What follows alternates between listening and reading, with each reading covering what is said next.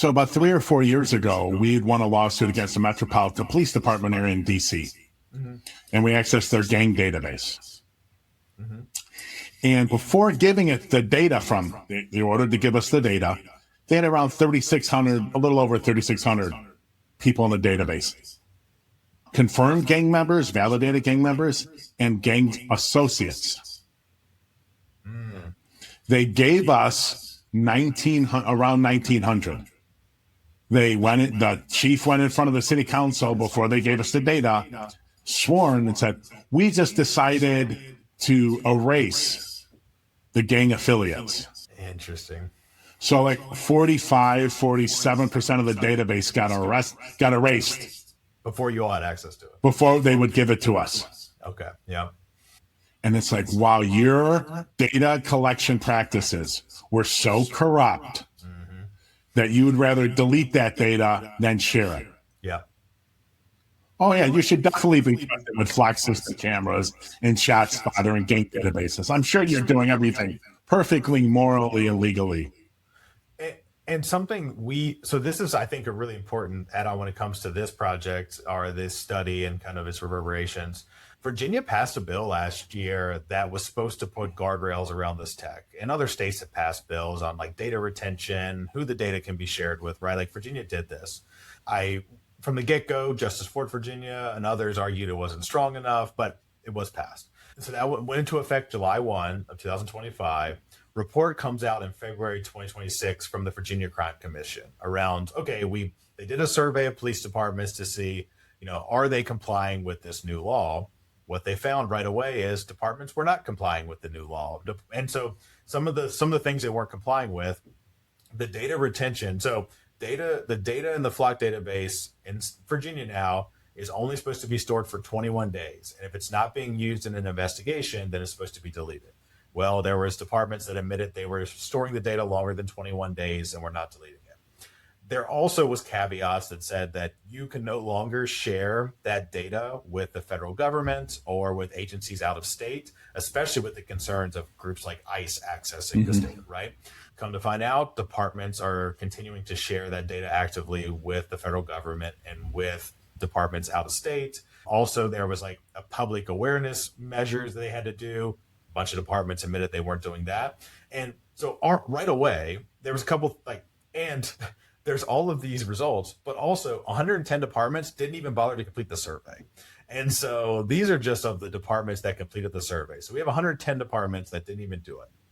Right away, the question was, well, what's going to happen to these departments? They're breaking the state law. They are actively sharing this data with the federal government, with other states. They're retaining it longer. And their response was, well, they're going to get a strongly worded letter that's going to encourage them to follow the law. Something else we asked is, well, let's say, for example, you are a local police department that really wants to protect this data and follow the guardrails, right? In theory, you can toggle on and off the departments you share your data with. So, for example, let's say you were Newport News and you found out that, hypothetically, Chesterfield was one of these departments that was breaking the state law. You could toggle them off and no longer share your data with them. However, departments were not made aware of which departments are not following the law. So they don't actually know the departments that are not. So and this is really important. So you could be a department, like, let's say you're Newport News and you're saying, hey, we are not sharing our data with the federal government. We're not sharing the data out of state. However, if you're sharing with a department that the federal government, through the access of that other department, now has access to your data. So they do have access to your data every day, even though you're not sharing it with them, right? And the reason I say that is, like, we create the guardrails are not strong enough to actually prevent this data from being misused and this data from being abused. And so in reality, as long as this data exists, it's going to continue to be shared with others. And also, like what you're alluding to, in terms of what, like, the data has to be used for a criminal investigation, but kind of like you're saying, like, that's so broad in terms of it could be everything from a homicide to, jaywalking, right? Like, and the things that can put you on hot lists, which then if you're on a hot list, when you drive by those cameras, it's going to ding and alert law enforcement. the things that can be put you on these hot lists, like the gang databases, is pretty expansive. And we don't actually know what's all going into putting people on these hot lists.